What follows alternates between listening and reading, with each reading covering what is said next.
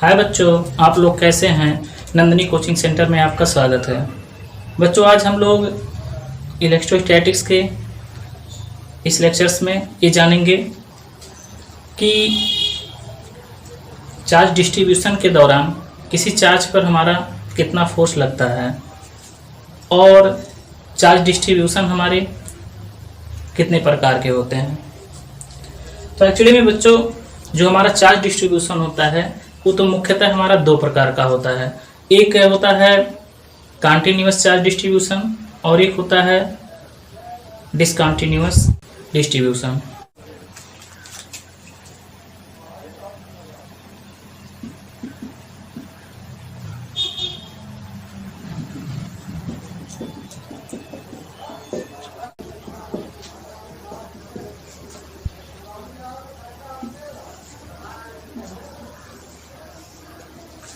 बेटा, पहले हम ये जानेंगे कि हमारा चार्ज डिस्ट्रीब्यूशन कैसे होता है।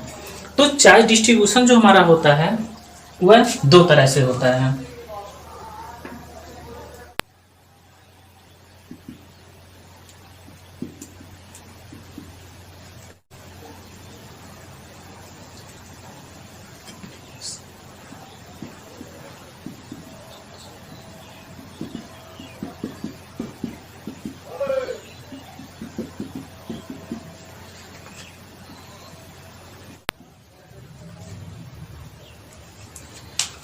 ओके बेटा, तो हमें आज के इस वीडियो में सिर्फ ये पढ़ना है कि सतत आवेश वितरण द्वारा बिंदु आवेश पर लगने वाला बल, यानी कि हमको जानना है कॉन्टिन्यूअस चार्ज डिस्ट्रीब्यूशन क्या होता है और कैसे होता है, और इसके कारण किसी चार्ज पर जो हमारे लगने वाला बल होता है वह कितना होता है। ओके बेटा, तो लेकिन फिलहाल हमारे जो चार्ज इलेक्ट्रिक चार्ज डिस्ट्रीब्यूशन होते हैं फिलहाल वो दो प्रकार से होते हैं। एक होता है हमारा डिसकंटिन्यूअस चार्ज डिस्ट्रीब्यूशन और एक होता है कॉन्टिन्यूअस चार्ज डिस्ट्रीब्यूशन। ओके बेटा, अब इसमें हमारा क्या होता है, इसमें हमारा एक टाइप्स होता है केवल डिसकंटिन्यूअस चार्ज डिस्ट्रीब्यूशन में। जैसे हमने कह दिया कि एक कोई हमारा एक निकाय है, तो बेटा किसी निकाय पर जब हमारा चार्ज का जो डिस्ट्रीब्यूशन होता है वो अगर हमारा कहीं पर ज्यादा और कहीं पर कम होता है तो इसे हम कहते हैं डिसकंटिन्यूअस चार्ज डिस्ट्रीब्यूशन। ओके बेटा, अब इसके बाद हमें जानना है कि कॉन्टिन्यूअस चार्ज डिस्ट्रीब्यूशन कैसे होता है। तो कॉन्टिन्यूअस चार्ज डिस्ट्रीब्यूशन बेटा हमारा तीन प्रकार का होता है। जैसे पहला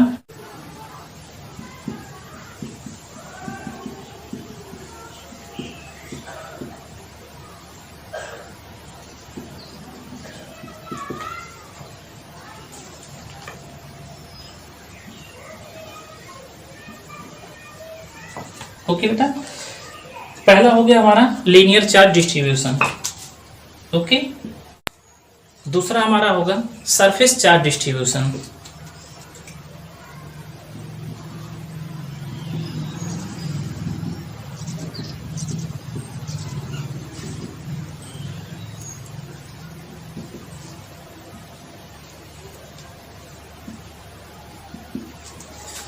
ओके बेटा, दूसरा हो गया सरफेस चार्ज डिस्ट्रीब्यूशन। तीसरा हो गया हमारा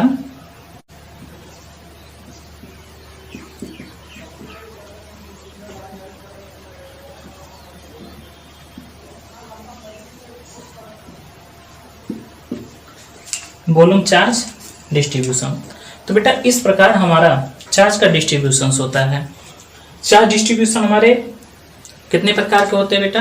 इलेक्ट्रिक चार्ज डिस्ट्रीब्यूशन हमारे दो प्रकार के होते हैं। पहला डिसकंटिन्यूअस चार्ज डिस्ट्रीब्यूशन और दूसरा होता है कॉन्टिन्यूअस चार्ज डिस्ट्रीब्यूशन। तो बेटा डिसकंटिन्यूअस जो हमारा चार्ज डिस्ट्रीब्यूशन होता है वो इस प्रकार होता है कि जब किसी सरफेस पर हमारा चार्ज का जो वितरण होता है, डिस्ट्रीब्यूशन होता है, वो अलग अलग तरीके से हो, कहीं पर ज्यादा हो कहीं पे कम हो।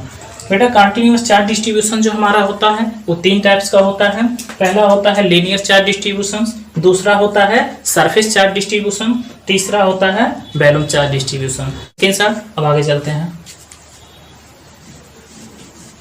हैं बेटा लीनियर के बारे में।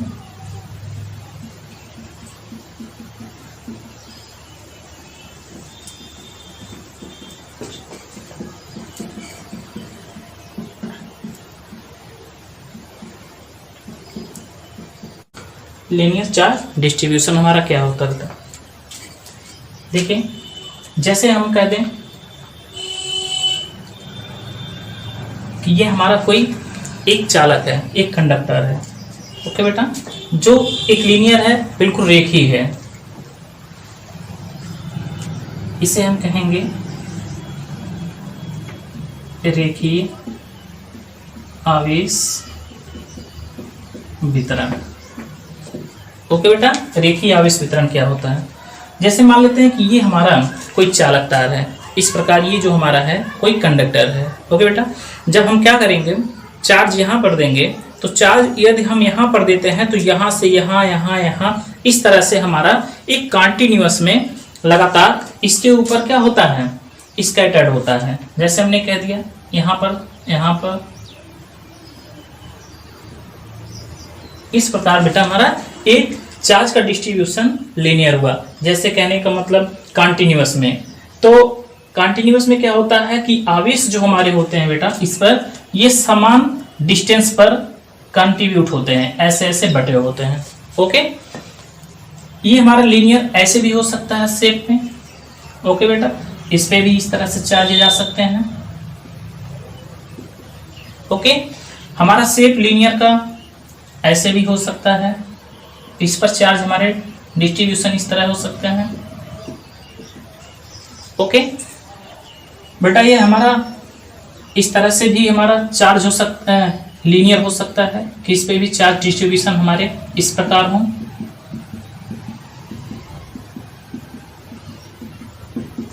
ओके बेटा, ये हमारा लीनियर शेप है। लीनियर शेप में हमारा जो चार्ज का डिस्ट्रीब्यूशन है कुछ इस प्रकार है। ओके, और ये जो चार्ज हमारे हैं एक दूसरे से समान डिस्टेंस पर जो है कंटिन्यूअस जो है डिस्ट्रीब्यूट होते हैं। ओके, शेप आपको समझ में आ गया बेटा। ऐसे भी हो सकते हैं, कर्व में एकदम स्ट्रेट भी हो सकते हैं, इस तरह से सर्कल में भी हो सकते हैं। तो ये हमारी एक प्रकार के लीनियर शेप हो गए, यानी कि हमारा रेखीय आकार हो गया। ओके बेटा, अब यहाँ से चार्ज डिस्ट्रीब्यूशन यहाँ पर हमारा हो रहा है। ओके, अब इस पे क्या होता है, अब हमें एक डेंसिटी चाहिए। डेंसिटी का मतलब हमारा घनत्व होता है। तो बेटा घनत्व कैसे हम निकालेंगे, चार्ज डेंसिटी जो हमारी होती है, जिसे हम लोग कहते हैं रेखीय आवेश घनत्व। तो रेखीय आवेश घनत्व हमारा क्या है, इसको बेटा हम लोग दर्शाते हैं लैम्डा से। किससे दर्शाते हैं, लैम्डा से। रेखीय आवेश घनत्व जो हमारा होता है वो लैम्डा होता है। तो लैम्डा हम कैसे फाइंड करेंगे, तो लैम्डा निकालने के लिए बेटा ये देखना होगा कि हमारे इस पर चार्ज क्या है। तो मान लेते हैं कि इस पर चार्ज हमारी क्यू है, ठीक है, और इस पूरे लीनियर शेप की जो हमारी लंबाई है वो है एल। कितना बेटा, एल। ये हो गया हमारा एल, यानी कि किसी लीनियर शेप पर जितना चार्ज हमारा कलेक्ट होता है, ठीक है, तो चार्ज और उसका जो हमारा लेंथ होता है, उन दोनों का जो हमारा रेशियो होता है वो बेटा रेखीय आवेश घनत्व होता है। ओके, अब हम क्या करेंगे, चलेंगे कि रेखीय आवेश घनत्व के बाद, ठीक है, इस लीनियर शेप पे हमारे चार्ज डिस्ट्रीब्यूशन तो हो गए। अब चार्ज डिस्ट्रीब्यूशन के कारण हमारे किसी अन्य चार्ज पर कितना हमारा, किसी टेस्टिंग चार्ज पर हमारा कितना फोर्स लगता है, आइए उसके बारे में हम लोग जानते हैं। तो बेटा चलते हैं डेरिवेशन की ओर।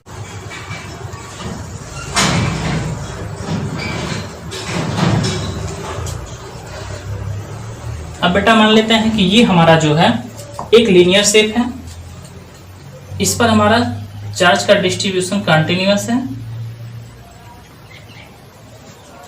ओके, अब हम क्या करेंगे, इसकी जो हमारी पूरी लेंथ है बेटा वो है एल। क्या है, इसका जो पूरा लेंथ है वो हमारा एल है। अब हम क्या करते हैं, इस पर जब हम चार्ज को कंट्रीब्यूट कर दिए हैं, ठीक है, डिस्ट्रीब्यूशन कर दिए हैं चार्ज का, तो मान लेते हैं कि इससे कुछ दूरी पर एक हमारा इस प्रकार से कोई टेस्टिंग चार्ज रख दिए हैं, जो हमारा है बेटा क्यू नॉट। क्या है, क्यू नॉट। ओके, और ये हमारा जो है एक पॉजिटिव चार्ज है, इसको हम लोग प्लस क्यू चार्ज कहेंगे। प्लस क्यू चार्ज इस लीनियर शेप पे बेटा समान रूप से वितरित है। ओके, अब हम क्या करेंगे, मान लेते हैं कि इस प्लस क्यू के कारण इस पर हमारा एक फोर्स लग रहा है इस टेस्टिंग चार्ज पर। ओके, इस प्रकार। ओके, यहां से इसके ऊपर एक फोर्स लग रहा है। तो बेटा आप पिछले लेक्चर्स में जान चुके हैं कि फोर्स एक दूसरा चार्ज किसी दूसरे चार्ज के ऊपर फोर्स कैसे लगाता है। तो मान लेते हैं कि फोर्स की डायरेक्शन बेटा कुछ इस तरह से हो जाएगी। ओके, इस तरह से हो जाएगी। और फोर्स जो लगता है, आपको पता था, हमने नॉमिनक्लेचर भी बताया था कि इसका हम नामकरण कैसे करते हैं, कौन किसके ऊपर फोर्स लगाता है और कैसे लिखा जाता है। तो बच्चों जब यह चार्ज, यह पार्टिकल्स इसके ऊपर फोर्स लगा रहा है तो इसको हम कैसे लिखेंगे, तो ये इसके ऊपर लग रहा है ना, तो उस दिन हमने आपको क्या बताया था कि यह एक व्यक्ति है, एक व्यक्ति यह भी है। ओके, इस तरह से। ओके बेटा, इस तरह से हमारे क्या हैं, दो व्यक्ति हैं। तो यह व्यक्ति क्या कर रहा है, इसके ऊपर फोर्स लगा रहा है, इसको मार रहा है, ठीक है ना। तो इसके ऊपर जब यह फोर्स लगा रहा है, ठीक है, तो फोर्स हमारा तो ये जानते हैं वेक्टर क्वांटिटी होती है, उसकी एक डायरेक्शन भी होगी। तो यह इसके ऊपर जो फोर्स लगा रहा है, तो मान लेते हैं यह प्लस क्यू चार्ज है और ये बेटा क्यू नॉट है, ठीक है ना। तो यह इसके ऊपर यदि फोर्स लगा रहा है तो पहले जिसको चोट लगेगी पहले महसूस उसको होगा। तो हम क्या करेंगे, इसको पहले लिखेंगे। तो इसके ऊपर जो हो जाएगा फोर्स बेटा, ठीक है, लगने वाला वो नॉट, और कितना हो जाएगा, इसको या क्यू मान लेते हैं या Q1 कर दें तो 0.1। ऐसे लिखने का एक नॉमिनक्लेचर का हमारा, ठीक है, प्रोसेस था बेटा।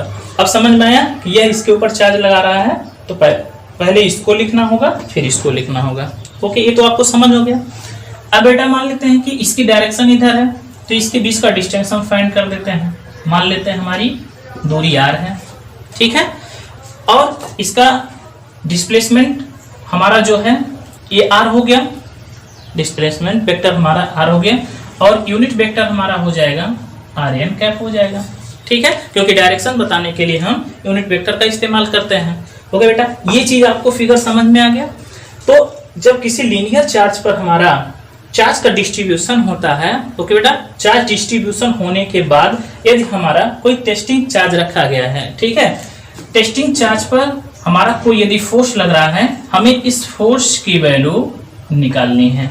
ओके, आप समझ में आ गया। हाँ, एक चीज और आपके दिमाग में आ रहा होगा, क्या ये भी इसके ऊपर फोर्स लगा सकता है? नहीं बेटा, क्यों नहीं लगाएगा, क्योंकि ये जो हमारा होता है, ठीक है, टेस्टिंग चार्ज का जो हमारी वैल्यू होती है 1.6 गुणे 10 के घाते -19 कूलम।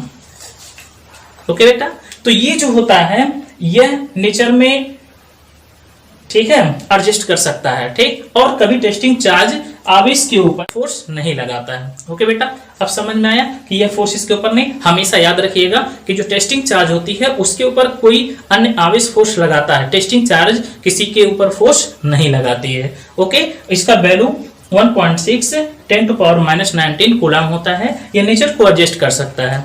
ओके बेटा, अब हम क्या करेंगे, चलो इसके कारण तो यहाँ फोर्स लग गया। अब हम क्या करते हैं, पूरी लंबाई के कारण हमको निकालना होगा, ठीक है। अभी तो यह एक चार्ज के कारण यहाँ पर है, तो मान लेते हैं कि यहाँ पर थोड़ा सा हम इसकी लंबाई क्रॉप कर लेंगे बेटा, इस तरह से।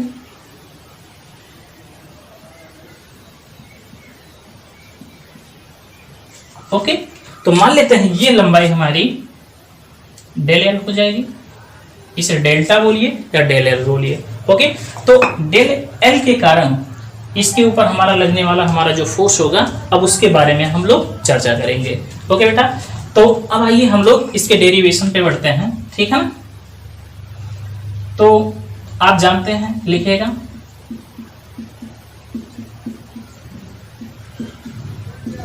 हम जानते हैं कि, ठीक,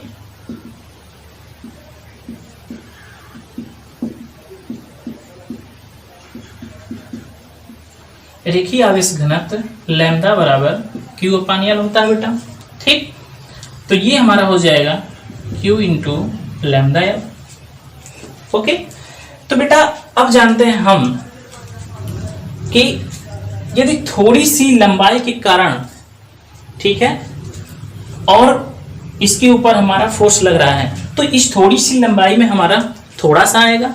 जैसे हमने कह दिया कि हमारे पास एक इतना बड़ा बर्तन है, एक इतना बड़ा बर्तन है। ओके बेटा, अब इसमें हम 1 लीटर पानी ला सकते हैं और इसमें हम 2 लीटर पानी ला सकते हैं, ठीक है ना। तो इसमें डेंसिटी किसकी अधिक हुई? इसकी हुई, क्योंकि ये इसमें जो हमारा होता है ज्यादा आ सकता है पानी। ओके बेटा, तो अब हम क्या करेंगे, तो इसकी जो हमारी लंबाई होगी या इसकी पूरी चौड़ाई होगी, यह कम होगी, इसकी कम होगी। तो आप जान सकते हैं इसमें ज्यादा आ रहा है ना। तो अगर हम पूरे लेंथ की बात करेंगे तो पूरे लेंथ में हमारा जो चार्ज का डिस्ट्रीब्यूशन होगा काफी अधिक होगा, तो इसके कारण काफी अधिक फोर्स लगेगा। लेकिन अगर हम इसमें से लंबाई को कम कर देंगे, इतनी लंबाई ले लेंगे, तो इतनी लंबाई में हमारा जो है कम चार्जेज आ जाएंगे, ठीक है बेटा।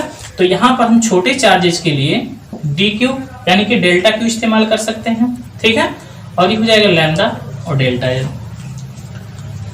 ठीक है बेटा। इस तरह से तो हमारा एक प्रकार का डेड चार्जेज निकल जाते हैं रेखीय आवेश घनत्व में।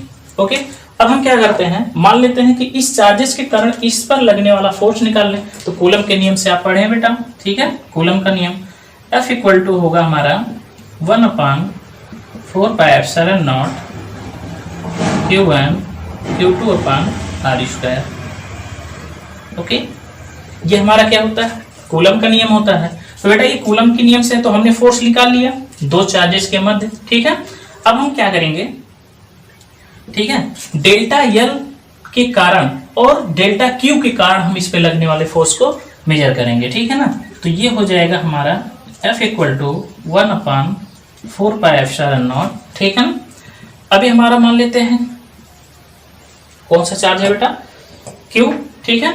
अब Q के कारण तो यहाँ पर हमारा छोटा चार्ज है, तो यहाँ पर डेल Q ले लेंगे, ओके।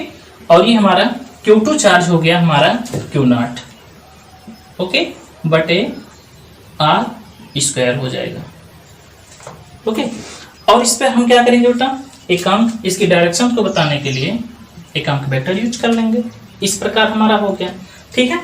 तो अब हम क्या करेंगे, पूरे के कारण निकालना चाहेंगे। किसके कारण? पूरे के कारण निकालना चाहेंगे कि इसके कारण यहाँ पर, ठीक है, ढेर सारे कि यहाँ से इसके कारण लग रहा है, तो इसके कारण ढेर सारे हमारे जो हैं सब उस चार्जेस पे फोर्स लगा रहे हैं। तो कैसे निकालेंगे, तो हम क्या करेंगे, टोटल फोर्स निकालने के लिए, ठीक है, ठीक है, इस फोर्स का इंटीग्रेशन कर देंगे, okay.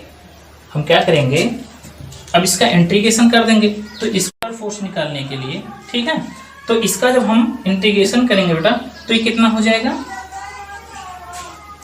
Integration of 1/4πε0 delta Q into Q0/r², ठीक है, r², ओके। इस तरह से अब हम क्या करेंगे बेटा,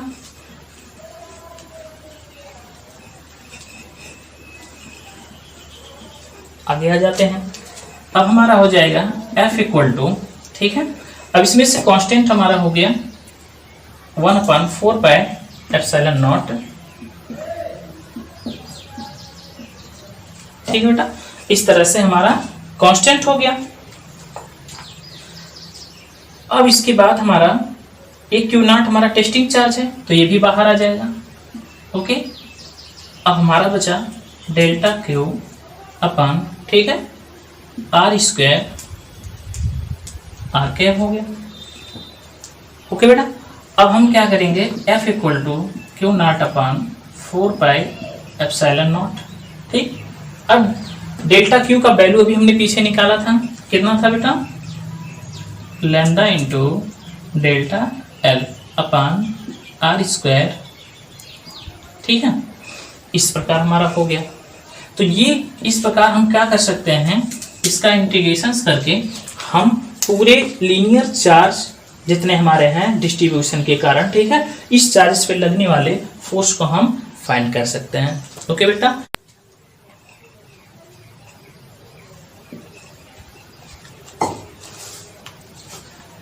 अब इसका स्क्रीनशॉट ले लीजिए बेटा, फिर आगे चलते हैं हम लोग।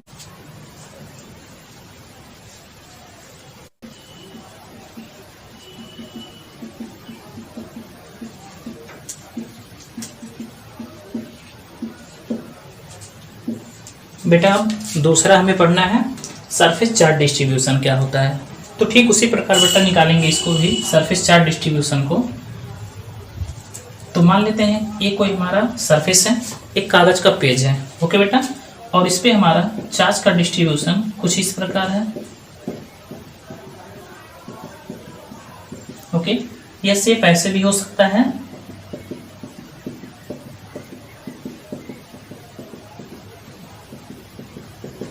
ओके बेटा। अब इसमें से हम क्या करते हैं, किसी थोड़े से, ठीक है, सरफेस के कारण इसको हम डेल एस भी कह सकते हैं, इसको डेल ए भी कह सकते हैं। अब इस पे हमारे जो चार्ज है इसके कारण बेटा हम क्या करेंगे, क्यू नॉट पर लगने वाला जो हमारा फोर्स है वो मेजरमेंट करेंगे कि कितना होता है। इसका डिस्प्लेसमेंट वेक्टर बेटा आर हो जाएगा और इसका यूनिट वेक्टर हो जाएगा आर कैप, ओके बेटा। तो अब हम क्या करेंगे, पहले इसका जो डेंसिटी है सरफेस का वो निकालेंगे, कितना हमारा होगा। तो यहाँ पर हम बेटा इसका डेंसिटी सिग्मा से डोनेट करते हैं, क्यू अपान एस हो जाएगा, ठीक। तो थोड़ा सा जो सरफेस है उसके कारण हमारा जो हमारा डेंसिटी है वो कितना होगा, ये हमारा हो जाएगा बेटा sigma into del q upon del s. तो यहाँ पर डेल क्यू का वैल्यू हो जाएगा बेटा sigma into del s, okay. इस तरह से हमारा हो गया, डेंसिटी निकल गया थोड़े से चार्ज के कारण। अब हम क्या करते हैं, कूलम्स का नियम लगाएंगे। कूलम्स का नियम जो हमारा होगा वो तो आप अच्छी तरह से जानते हैं, F इक्वल टू होगा 1/4 पाई एप्सिलॉन नॉट, ओके बेटा, और q naught upon r square r cap, यहाँ पे डेल्टा क्यू ले लेंगे बेटा, ठीक है ना, क्योंकि डेल्टा क्यू के कारण फोर्स उस पर लग रहा है। अब टोटली फोर्स हमको जब चाहिए इस पूरे सरफेस के कारण इस चार्जेस पे लगने वाला जो हमारा फोर्स होगा, उसके लिए तो आप जानते हैं इंटीग्रेशन हम लोग करेंगे। तो एफ इंटीग्रेशन एफ, ओके बेटा। तो एफ इक्वल टू, अब इसका कितना हो जाएगा 1/4 pi epsilon naught del q naught upon r square r cap, okay बेटा। अब हम क्या करेंगे, इसमें डेल क्यू का वैल्यू हमारा दिया है, तो एफ इक्वल टू, ठीक, 1/4 pi epsilon naught del q का मान कितना बेटा यहाँ पर sigma into del s upon r square r cap, okay. अब यहाँ से, ठीक, इसका वैल्यू हमने रख दिया और यहाँ पर क्यू नॉट हो जाएगा, ओके बेटा। क्यू नॉट भी यहाँ से बाहर हो जाएगा हमारा,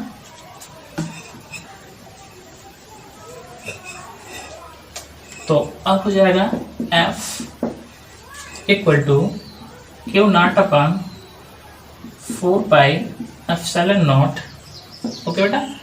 अब बचेगा इंटीग्रेशन में sigma upon r square r cap del s, okay,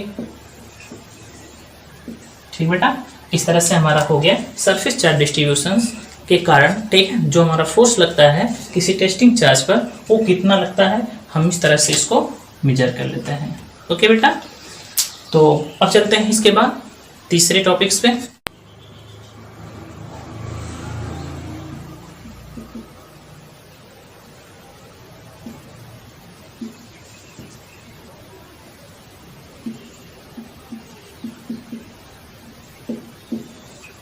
volume charge distribution, आयतन आवेश वितरण हमारा क्या होता है, ठीक उसी प्रकार है। जैसे मान लेते हैं कि यह हमारा कोई एक शेप है इस प्रकार, ठीक, और इस पर हमारा चार्ज डिस्ट्रीब्यूशन कंटिन्यूअस है बेटा, ओके।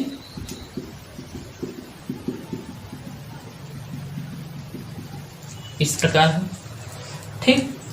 अब इसमें से हम क्या करते हैं, या तो फिर हम ऐसे फिगर इसका बना सकते हैं बेटा,